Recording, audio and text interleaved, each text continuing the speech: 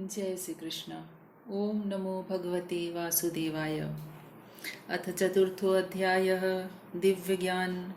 श्रीभगवानुवाच इमं विवस्वते योगं प्रोक्तवानहमव्ययं विवस्वान् मनवे प्राह मनुरिक्ष्वाङ्कवे ब्रवीत्। एवं परम्परा प्राप्तम् इमं राजर्षयो विदुः सकाले नेह महता योगो नष्टः परन्तप स एवायं मया ते अद्य योगः प्रोक्तः पुरातनः भक्तोऽसि मे सखा चेति रहस्यं ह्येतदुत्तमम्। भगवान श्री कृष्ण ने कहा कि मैंने इस अमर ज्ञान का उपदेश सबसे पहले सूर्यदेव विवस्वान को दिया था। विवस्वान ने यह उपदेश मनुष्यों के पिता मनु को दिया तथा मनु ने अपने पुत्र इक्ष्वाकु को दिया। परंपरा से प्राप्त इस ज्ञान को राज ऋषियों ने जाना, किंतु कालक्रम में यह परंपरा छिन्न भिन्न हो गई और यह महान विज्ञान यथा रूप में लुप्त हो गया। आज मैं वही प्राचीन योग यानी परमेश्वर के साथ अपने संबंध का विज्ञान तुम्हें बता रहा हूँ, क्योंकि तुम मेरे भक्त हो और मेरे मित्र हो। अर्जुन उवाच अपरं भवतो जन्म परं जन्म विवस्वतः कथं मे तद्विजानीयां त्वमादौ प्रोक्तवानिति। अर्जुन ने कहा, सूर्यदेव विवस्वान तो आपसे ज्येष्ठ हैं, वो आपके जन्म के पहले से ही विद्यमान हैं, तो मैं कैसे समझूं कि आपने उन्हें यह ज्ञान प्रदान किया था। श्री भगवान उवाच बहूनि मे व्यतीतानि जन्मानि तव चार्जुन तान्यहं वेद सर्वाणि न त्वं वेत्थ परन्तप अजोऽपि सन्नव्ययात्मा भूतानामीश्वरोऽपि सन् प्रकृतिं स्वाम् अधिष्ठाय सम्भवामि आत्ममायया यदा यदा हि धर्मस्य ग्लानिर्भवति भारत अभ्युत्थानम् अधर्मस्य तदात्मानं सृजाम्यहम् परित्राणाय साधूनां विनाशाय च दुष्कृतां धर्म संस्थापनार्थाय संभवामि युगे युगे। भगवान श्री कृष्ण ने कहा, हे अर्जुन, तुम्हारे तथा मेरे अनेकानेक जन्म हो चुके हैं। मुझे तो उन सबका स्मरण है, किंतु हे परंतप, तुम्हें उनका स्मरण नहीं रह सकता।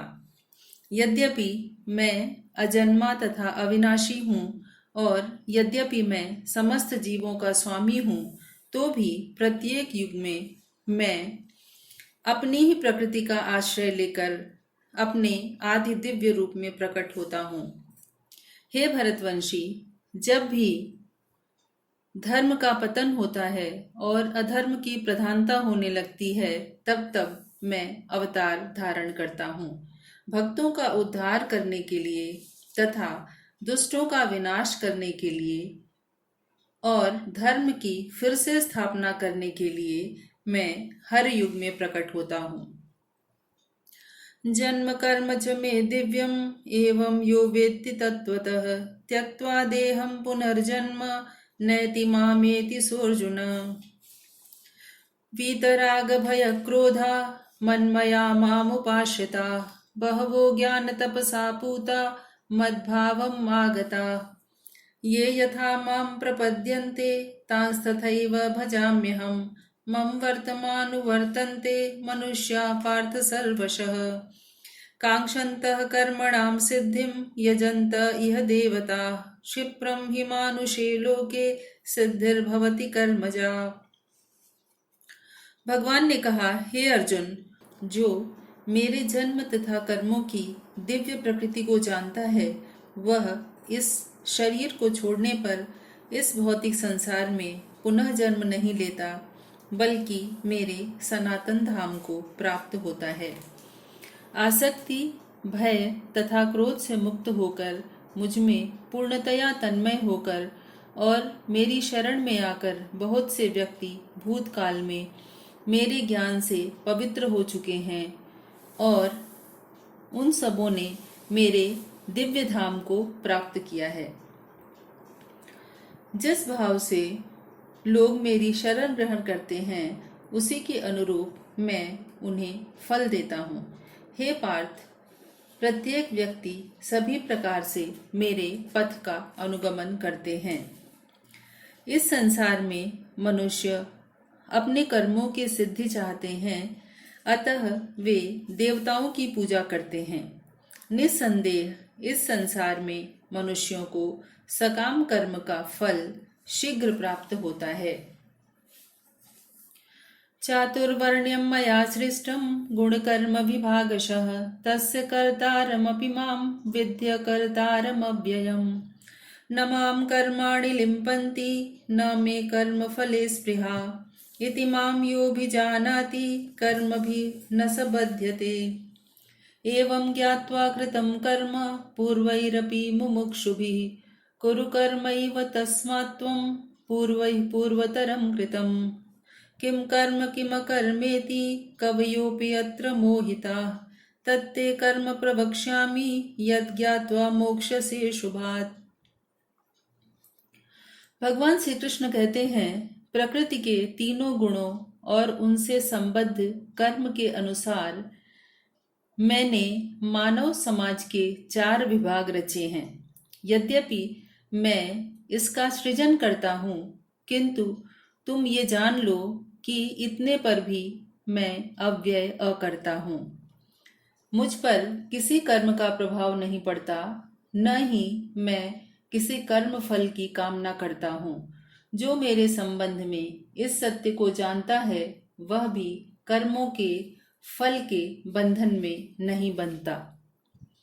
प्राचीन काल में समस्त मुक्तात्माओं ने मेरी दिव्य प्रकृति को जान करके ही कर्म किया, अतः तुम्हें चाहिए कि उनके पद चिन्हों का अनुसरण करते हुए अपने कर्तव्य का पालन करो। कर्म क्या है और अकर्म क्या है, इसे निश्चित करने में बुद्धिमान व्यक्ति भी मोहग्रस्त हो जाते हैं। अतः मैं तुमको बताऊंगा कि कर्म क्या है, जिसे जानकर तुम सारे अशुभ से मुक्त हो सकोगे। कर्मणो ह्यपि बोधव्यं बोधव्यं च विकर्मणः अकर्मणश्चपि बोधव्यं गहना कर्मणो गतिः। कर्मण्यकर्म यः पश्येत् कर्मणि च कर्म यः स बुद्धिमान् मनुष्येषु स युक्तः कृत्स्नकर्मकृत्। यस्य सर्वे समारम्भाः कामसङ्कल्पवर्जिताः ज्ञानाग्निदग्धकर्माणं तमाहुः पण्डितं बुधाः। त्यक्त्वा कर्मफलासङ्गं नित्यतृप्तो निराश्रयः कर्मण्यभिप्रवृत्तोऽपि नैव किंचित् करोति सः।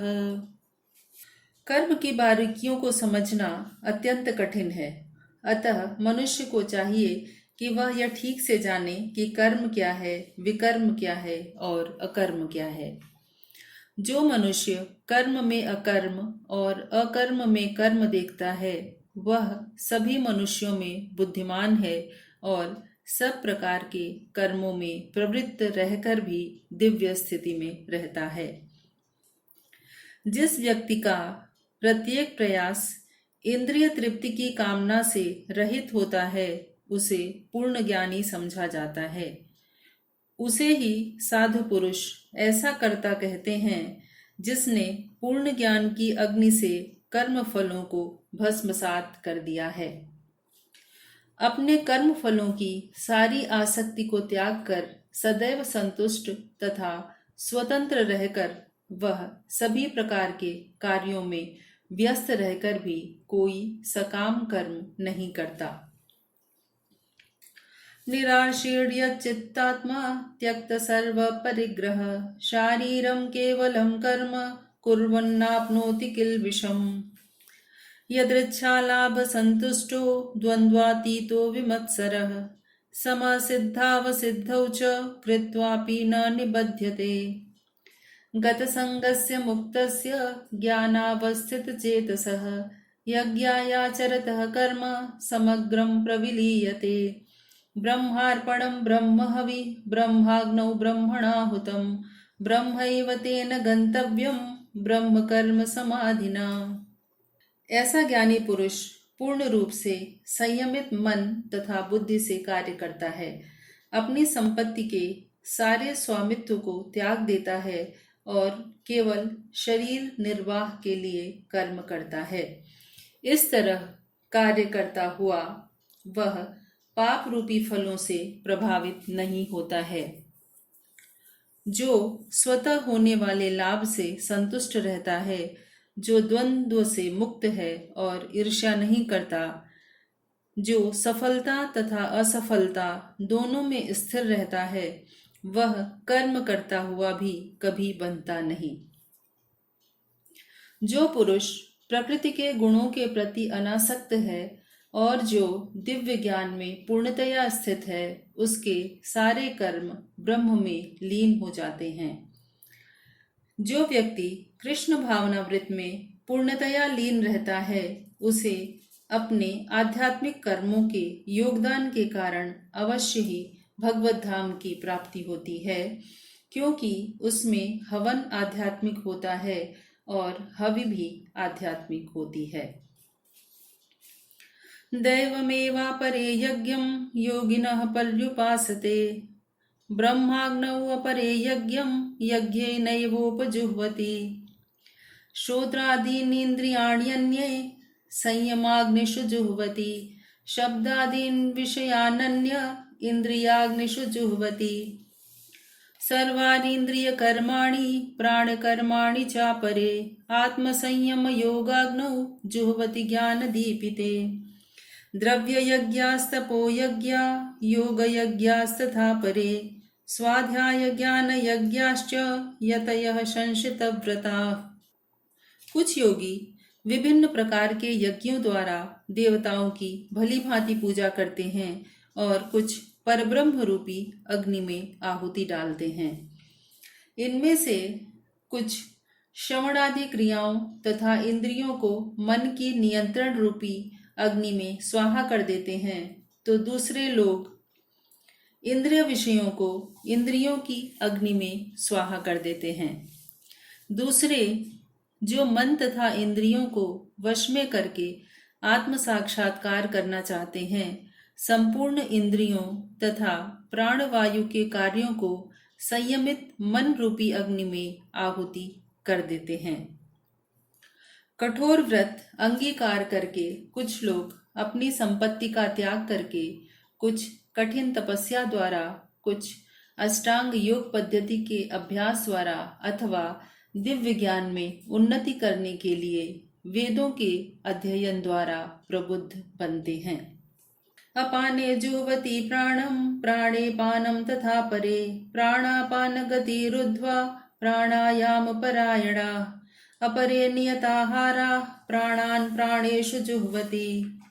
सर्वे अप्येते यज्ञविदो यज्ञक्षपितकल्मषा, यज्ञशिष्टामृतभुजो यान्ति ब्रह्म सनातनं, नायं लोको अस्ति अयज्ञस्य कुतो अन्यः कुरु सत्तम। एवं बहुविधा यज्ञा वितता ब्रह्मणो मुखे, कर्मजान विद्धि तान् सर्वान् एवं ज्ञात्वा विमुक्ष्यसे। भगवान कहते हैं, ऐसे अन्य लोग भी हैं जो समाधि में रहने के लिए श्वास को रोके रहते हैं। वे अपान में प्राण को और प्राण में अपान को रोकने का अभ्यास करते हैं और अंत में प्राण अपान को रोककर समाधि में रहते हैं। अन्य योगी कम भोजन करके प्राण की प्राण में ही आहुति देते हैं। ये सभी यज्ञ करने वाले यज्ञों का अर्थ जानने के कारण पाप कर्मों से मुक्त हो जाते हैं और यज्ञों के फल रूपी अमृत को चखकर परम दिव्य आकाश की ओर बढ़ते जाते हैं। हे कुरुश्रेष्ठ, जब यज्ञ के बिना मनुष्य इस लोक में या इस जीवन में ही सुखपूर्वक नहीं रह सकता, तो फिर अगले जन्म में कैसे रहेगा? ये विभिन्न प्रकार के यज्ञ वेद सम्मत हैं और ये सभी विभिन्न प्रकार के कर्मों से उत्पन्न हैं। इन्हें इस रूप में जानने पर तुम मुक्त हो जाओगे।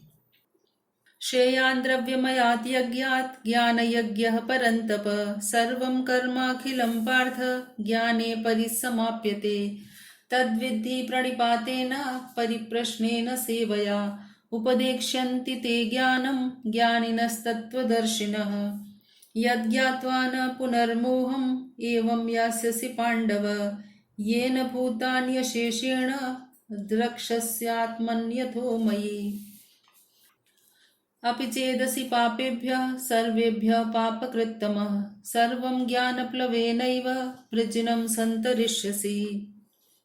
भगवान कहते हैं, हे परंतप, द्रव्य यज्ञ से ज्ञान यज्ञ श्रेष्ठ है। हे पार्थ, अंततो गत्वा सारे कर्म यज्ञों का अवसान दिव्य ज्ञान में होता है।